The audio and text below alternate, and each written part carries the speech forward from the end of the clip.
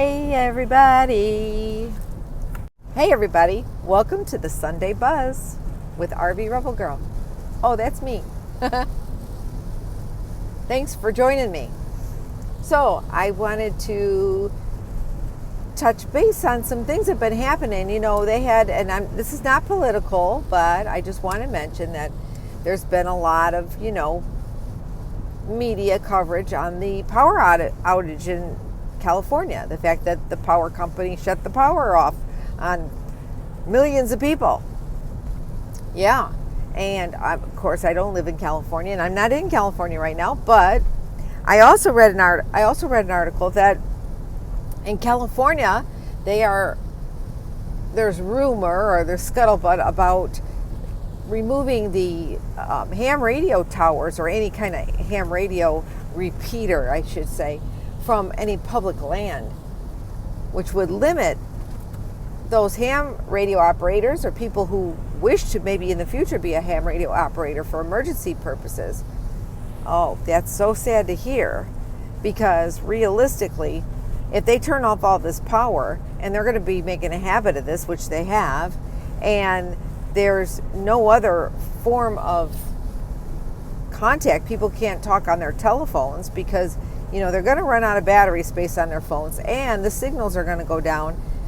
It's going to happen because it did with hurricane. We couldn't use our cell phones during the hurricane, and when I was deployed as a law enforcement officer, the only thing that saved us was at the time we had the Nextel push to talk. We had the Nextel push to talk. Sorry, that was my CB. So that worked. So what does that tell you? It tells you that ham radios and walkie-talkies and CBs are going to be the only way to communicate should we lose power, especially in that big state of California or anywhere else. Keeping that in mind, remember I mentioned a while back on one of my earliest editions on the Buzz about Farpoint Farms. Now, Farpoint Farms is a YouTube channel, and the gentleman on Farpoint Farms is talking about, in North Carolina, will educate you on using a CB. I carry a CB in my car. When I'm traveling with and I have my CB on, which I have it on as much as possible because it's not any good unless you turn it on. You don't wait till the last minute, because then you're not going to know what's happening up ahead of you. But anyway, I can hear farm workers on their CBs. I hear neighbors talking to each other on their CBs. When I was a kid, my uncle, he had a base station in his home, and he used to work at the airport for one of the major airlines. He'd call his wife every day, "I'm on my way home," because we didn't have cell phones back there, back then. You need anything from the store? And then he could communicate from his car to his base station in the home. So, although everybody thinks that CBs are something of the past, I think we should all rethink this and start carrying a CB, using a CB, putting a CB in our car, because cell phones are not going to be reliable. Satellite phones maybe, but you never know, but they're expensive. So if you would like to know more about CBs and base stations, which you could have a base station in your RV, you could have a base station in your sticks and bricks home, and then you have your CB in your vehicle. If you'd like to know more about that, check out Farpoint Farms. And he does have a video out celebrating his 5 years of leaving the corporate world or the blue collar world of working and going and living off the land, having a farm. So you might want to check him out. I like his channel. I've learned a lot about CBs from him, and I have a CB in my car, but he can also show you how to have a base station. He has 3 videos, part 1, part 2, part 3, about setting up a base station and about antennas and all kinds of things. Very, very informative. I wanted to also mention, besides having my CB in my car, I do carry little walkie-talkies that can I could just click on and I get the weather report. Yeah. So it's great. And if you notice, Destination Open Road and the other tribe members, they communicate via CBs from car to car rather than using their cell phones all the time. They use the CBs, and that you've seen it in their videos. So you may want to check out Farpoint Farms and consider putting a CB in your vehicle. They're not that expensive, and they're great in an emergency, and when you can't get a cell signal out in the boonies. So moving right along, speaking of Destination Open Road, okay, Destination Open Road has been static, not permanently, just temporarily, since they hosted their meetup at their property in Washington. And we know that Terry and Scott had their truck in for repairs. They did get their truck back. In the meantime, Aja from Pandemonium, she's gotten a new vehicle, and I think she's even got a new name for it. You'd have to watch her video to find out the new name of her rig. Beautiful new rig. I wish her the best of luck, and she got it for her birthday. But in the meantime, Scott was letting everybody know in a recent video, or their last video that I've seen that they put up, that they're going to be not stuck, but they're going to be stationary for a little while, probably till after October, because they have an appointment at the end of October, like October 29th, as he mentions in his video, I think, for more repairs on their vehicle. And this is what he had to say. It's a beautiful day. And obviously we are still at home. You want to tell them why we're still at home and why we're not traveling? Now that we got the truck back, there were some recalls on it that we wanted to take care of, and they were basically the airbags. Driver's side, passenger side, they want to change out, I guess, and the left tie rod, they want to investigate that. Yeah, so those are important. As crazy it is, they're a month out. So the appointment is for the 29th of October. And I don't really know anywhere down the road where we could go and say, hey, can you do this? Because if they can't do it in a day, then I'm sleeping on the ground. Right. So we're just going to have to wait and have them do it here. Plus, it's just kind of dangerous with that airbag because it can deploy at any time. Yeah, that's even scary to think about. Right. So we're just down in Silverdale, our little hometown. And like Sky said, we're going to go take care of a few things and then go back. He's going to work on some trees. Actually, I'm working on our travel budget. Okay, so onward, yeah. Well, okay, I cover, several different people, people that maybe you've never seen before that I mention. But I did want to talk about, you've heard me talk about the Dan van before. The Dan van, he was taking a trip all through. You heard me talk about the Dan van before, right? Right. The Dan van, Dan, has traveled all through Alaska, and he has some great videos about his travels. Well, now he has returned. In fact, I'm looking forward to seeing Dan at Lollapalooza in a couple more weeks, maybe 2 more weeks, or a week and a half. But Dan has stopped to see Deborah Dickinson, TVI van girl, and he is teaching Deborah how to geocache. Isn't that really nice? Yeah, Deborah's on her own now, and she wanted to learn to geocache, and Dan volunteered to teach her. I do want to say, Dan is really great. He helps everybody out. The Dan van, check out his videos. He has helped so many people out, and at the van build, he is on the solar team. Last year he helped put solar in a lot of people's different, in their rigs and their vans. So he'll be there again this year. I believe probably doing the same thing. I don't know for sure, but he is a very helpful, generous person, kind-hearted, and he's going to show Deborah how to geocache. We found a geocache. Unique combination. Yeah, and I learned my first lesson that the geocache map is sometimes wrong, because it says it was halfway between the building and the fence. And so we went into the visitor center and asked them, and they gave us a clue. And I'm not going to tell you the clue online. There you go. Okay. Okay, this is the lock for a geocache. Sometimes they have a pen in the cache, sometimes they don't. And the TBI Van Girl. TBI Van Girl signing the geocache log. First one. I'm so excited. Thank you, Dan. You're welcome. TBI Van Girl. Oh, and bring your own pen, Dan warned me, because sometimes they don't have one in the geocache box. That's right. Put it in the container and put it back here and lock her back up, and that's it. Whoa. Okay, so I don't know if you could tell, but if you look over here in my side, the traffic is really, it's very congested right now. I'm on the interstate in Indiana. It's raining pretty hard. And so I was making this video, I'm making this Buzz episode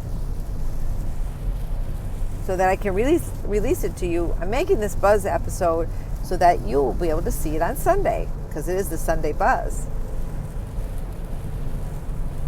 I wanted to check back in on Dookies. I don't know if you remember me talking about it or not. I mentioned a while back, a few episodes back, a couple weeks, about that crazy snake diet guy. Yeah, I mean how he yells and screams at people and everything. But also, I was telling you about this young man that I happen to know. I met through my RV purchases and so forth. I met him in one of the RV place stores.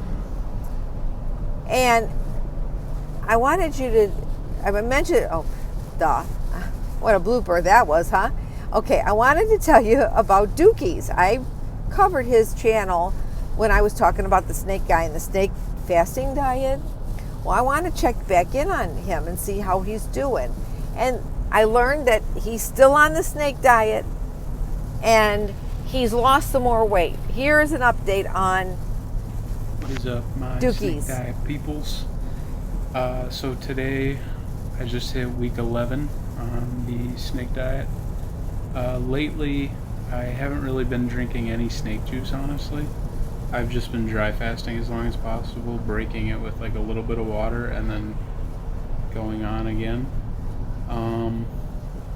I haven't eaten since, I can't remember. I think I'm at like 100 something hours again. Hoping to go till this weekend and then maybe do a refeed.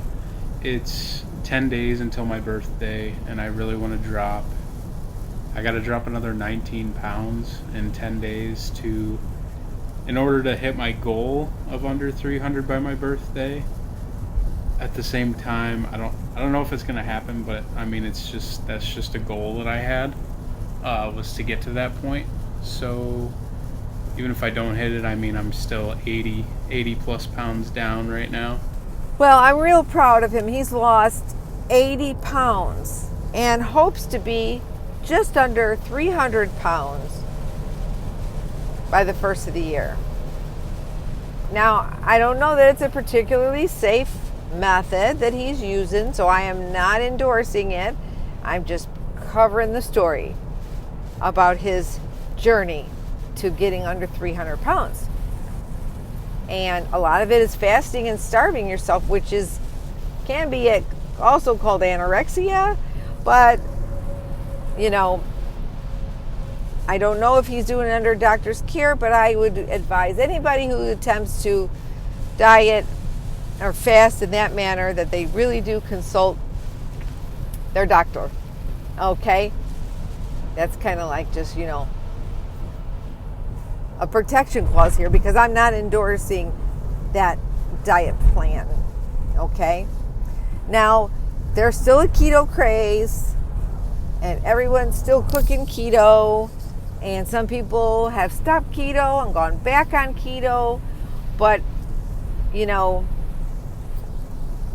we have other people who cannot stay on keto due to health, so they do like a half and half keto. I like to do keto once in a while because it's healthier for some things that I eat. you know, but it's to each his own. So I still regularly, I watch Caravan Carolyn, and I don't, you know, I watch Caravan Carolyn regularly, and I did watch a recent video of hers where she was talking about how she's been attempting to get it right, get that edible recipe correct to taste good. She's trying to perfect it. She's had some problems getting her edible recipe for chocolate, that sweet tooth chocolate, or getting any edible recipe perfected so that it doesn't taste so bad. And right now she wasn't having any luck. So she did go shopping the other day, and she talks about her new attempt to make edibles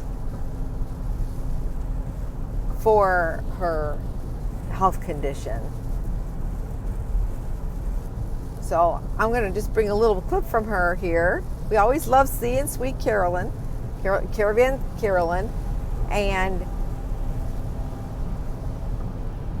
here she is talking about the newest attempt to make something chocolate that's edible and medicinal. Oh.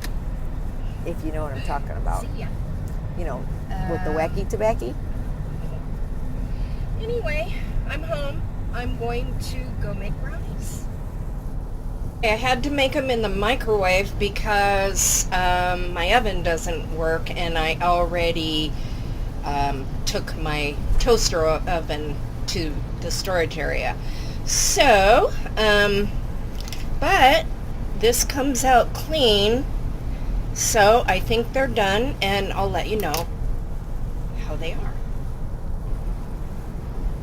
Well, they're a whole lot better than the chocolates.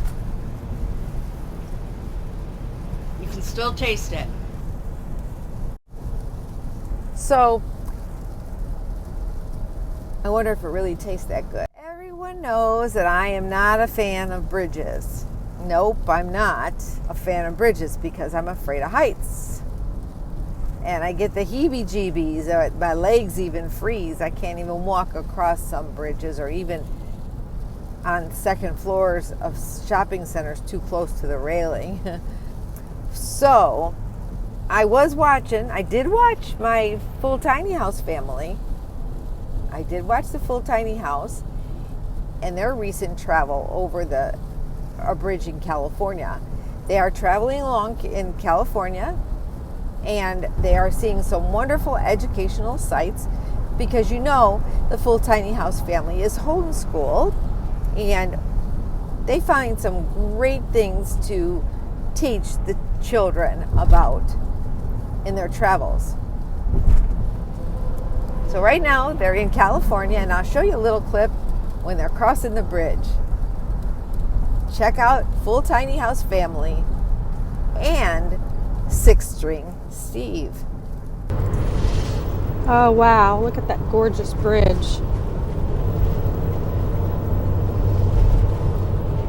And the water.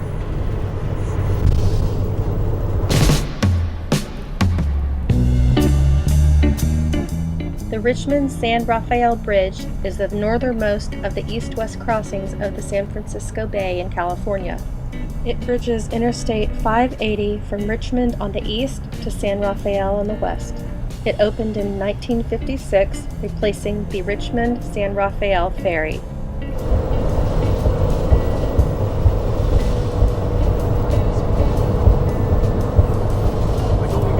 Okay. Happy, safe travels, everybody.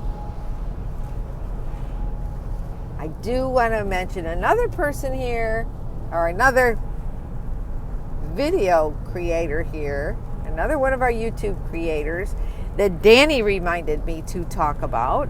Danny's friend, Motorhome Max. Motorhome Max and his family have also been traveling all along Washington and Oregon and have seen some beautiful places in the Pacific Northwest. The videos are great. The scenery is beautiful. And the camera work is very good. Very well done.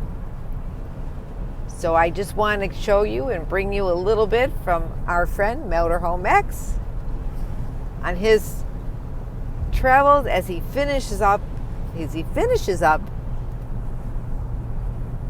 adventures in Oregon and Washington. I'll see you soon, Max. Camper, Crater, Suburbia. Danny says hi. Look at this mess.